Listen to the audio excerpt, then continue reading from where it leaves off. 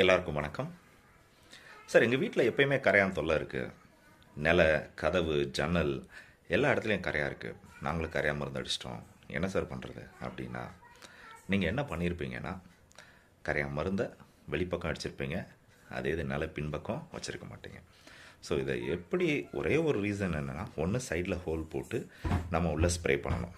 அப்படி பண்ணலை அப்படின்னா, நிலை வைக்கிறதுக்கு முன்னாடியே போரிக் ஆசிட் இல்லை போரிக் பவுடர் வாங்கி 1க்கு 2 கோட்டு நல்லா ஸ்ட்ராங்காக அடிச்சுட்டு அதுக்கப்புறம் நிலை எடுத்து வச்சுருந்தீங்கன்னா உங்களுக்கு இந்த மாதிரி தொந்தரவு இருக்காது.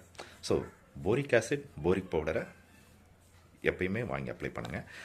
ஈவன் சப்போஸ் நீங்கள் பெயிண்ட்டை ரீபெயிண்ட் அடிக்கிறீங்க, இல்லை வார்னிஷ் திரும்ப அடிக்க போகிறீங்க அப்படின்னா, நல்லா நீங்கள் ஒரு போரிக் பவுடர், போரிக் ஆசிடை 2 கோட்டை அடிச்சுட்டு ஃபஸ்ட்டு அதை என்ன பண்ணணும்னா நல்லா ஸ்க்ராப் பண்ணி எடுத்துகிட்டு எக்ஸிஸ்டிங் லேயரை, அதுக்கப்புறம் போரிக் ஆசிட், போரிக் பவுடர் நல்லா 2 பண்ணிவிட்டு, அதாவது என்ன பண்ணுவாங்கன்னா, இதை